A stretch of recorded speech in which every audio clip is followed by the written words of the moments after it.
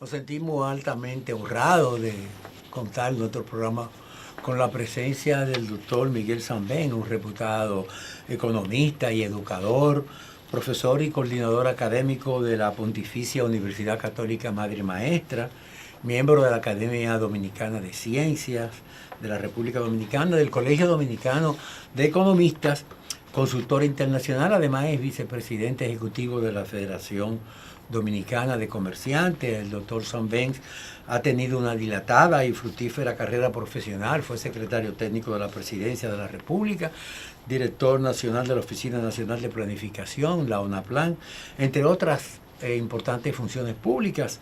Bienvenido, doctor, a Pulso Nacional. Nos sentimos muy honrados con su presencia. Gracias. En los últimos días hemos invitado a algunos economistas para tratar un tema que realmente es de suma importancia para el país, y es las reformas. Se habla de una reforma fiscal integral o una reforma simplemente tributaria. ¿Cuál es su opinión con relación a este tema? Mira, démosle un poco de historia al tema. Y por lo tanto tenemos que establecer que tenemos un déficit en ese tema, porque la última reforma fiscal dominicana hace ya en los años 90 que se hizo. Entonces, los 90, 10 años del siglo pasado, más los veintitantos que seguimos de este, son casi 40 años que desfasado estamos. Y por lo tanto, no hay que discutir si la reforma va o no va, porque es imperiosa, porque ningún país puede tener las falencias que tiene el sistema tributario dominicano. Esa falencia, y si se acuerdan en el año 90, cuando después de la gran crisis económica por el aumento del petróleo sí, en 1989, que afectó las elecciones del 90 y hubo todo un movimiento político-social, entonces se hizo una reforma en que había unas decenas de impuestos que no producían nada y que por lo tanto se reunían a unos pocos, en unos pocos impuestos importantes.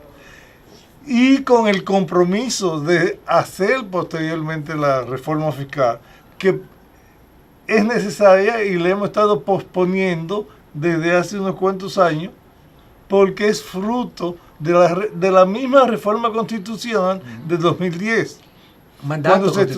Cuando se estableció constitucionalmente la Estrategia Nacional de Desarrollo. Así es. Entonces, ¿qué es lo que se está hablando de tratar de sabotear este proyecto? Y es necesario entonces nosotros ajustar el instrumento fiscal a las necesidades del país y de la dinámica de desarrollo del país. Es lo que se necesita y es inevitable. Pero aparentemente hay algunos sectores que quieren politizar la reforma y están asustando que va a perjudicar a los pobres. La reforma es una situación que definitivamente hay que hacerla, porque el país no puede enfrentar los retos de su desarrollo y de su crecimiento sin el Estado recibir recursos. Pero también en la reforma hay otros aspectos, no tan solo el aumento de los niveles de ingresos para el Estado, sino la calidad del gasto.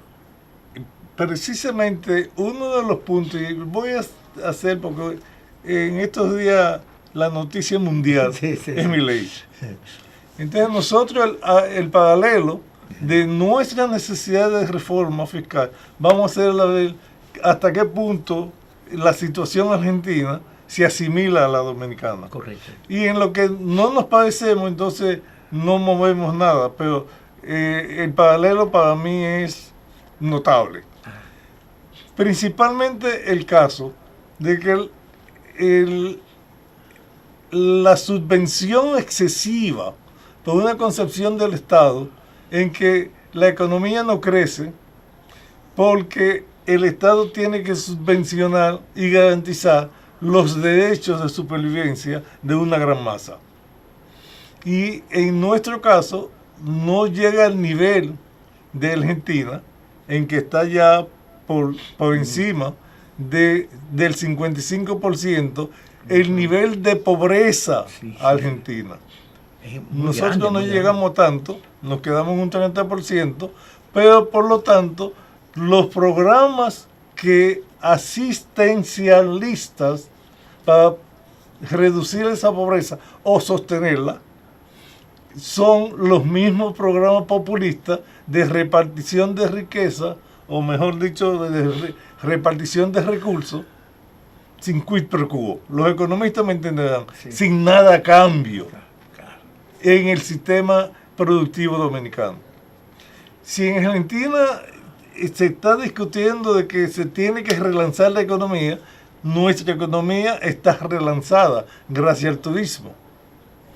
Pero ese turismo sabemos que es un turismo muy dependiente en el pasado de las exenciones impositivas que se les dio y se les repitió por otros 20 años. Así que un incentivo que fue temporal se les repitió por el mismo tiempo y es la fuente de los objetivos que conozco de la reforma, que es producir 100.000 millones de ingresos adicional al Estado en los próximos 4 años. Así que tampoco es una reforma, porque no hay reforma eterna. La reforma es la adecuación de un instrumento del Estado a la marcha de la economía. Y si queremos que la economía siga en crecimiento, tiene que haber un Estado que pueda aportar al crecimiento. Y ya el turismo es un sector maduro, por lo tanto hay que redefinir si el aporte de los ingentes beneficios que recibe el sector tiene que comenzar entonces a aportar para las otras tareas que tiene el desarrollo dominicano. Definitivamente no hay duda en eso. El turismo ha sido una punta de lanza para el desarrollo económico del país, pero ha recibido muchas exenciones y mucha protección. Y yo creo que hay otros sectores turísticos, por ejemplo, en el caso de Pedernales, que se está desarrollando ahora, y en el caso de otras comunidades en el sur del país, el gobierno debe de crear los incentivos para que se desarrolle. Pero hay polos turísticos que ya están maduros, que ya están bien desarrollados, como el caso de Punta Cana, que no necesita de esos incentivos. Realmente no lo necesitaría. Entonces, pues, esos recursos podrían reorientarse a otros sectores que sí lo necesitarían. Y usted señaló algo muy importante. Usted dice que la asistencia, en el caso de la asistencia social, no debe de focalizarse hacia no tan solo aportar los recursos, sino hacer que esas personas por sí mismos se integren a la producción y pueda en un momento determinado no necesitar de esos recursos del Estado, sino que les sirva de un impulso a un autoemprendimiento, a una inserción en el aparato productivo. Por lo tanto, lo que nosotros debemos hacer es que desde la reforma fiscal o la reforma tributaria, como ustedes quieran ponerla, si es fiscal es por el gobierno cómo maneja todos los recursos que tiene, y si es tributario es cuánto aportan los ciudadanos a la economía del Estado. Pero insistiendo, como se ha hecho, que esta oportunidad sea para definir la calidad del gasto. Y esta calidad del gasto debe entonces conscientemente tener definidas las instituciones para que sus prácticas administrativas sean óptimas, prácticas de calidad. Y es entonces buscar a los expertos que logren evitar desperdicio en la administración de los recursos. Y en ese sentido es entonces pensar qué organismos nosotros podríamos hacer para evitar todos los desvíos de fondos en una serie de contratos mal logrados que se está viendo, y dije que iba a coger el ejemplo argentino, cómo dentro de todo el populismo y la beneficencia argentina han aparecido lo que ellos llaman los curros o prácticas evasivas y de simple robo de la ayuda del Estado que destinaba a los pobres. Y aquí se dio y tenemos los casos en justicia. Y por lo tanto nosotros tenemos que atornillar, calibrar muy bien nuestros sistemas de control fiscal o de control de ejecución del gasto público para que no se den esos fallos, que lo vemos en Argentina y lo hemos vivido en Dominicana. Y eso tiene que ser parte de la reforma estructural del Estado dominicano. Una reforma fiscal integral, como se ha planteado, está orientada definitivamente a aportar mayores recursos al Estado. Pero ¿en qué medida esa reforma no afectaría a los sectores más empobrecidos? ¿Cómo podíamos hacerle de manera que no se sienta con tanta fuerza en los sectores de menores ingresos? Porque se habla de la universalización del ITEVI, que es un impuesto directo, y eso sí crearía un impacto muy negativo en la población. Me gustaría que analizáramos esto después de estos mensajes.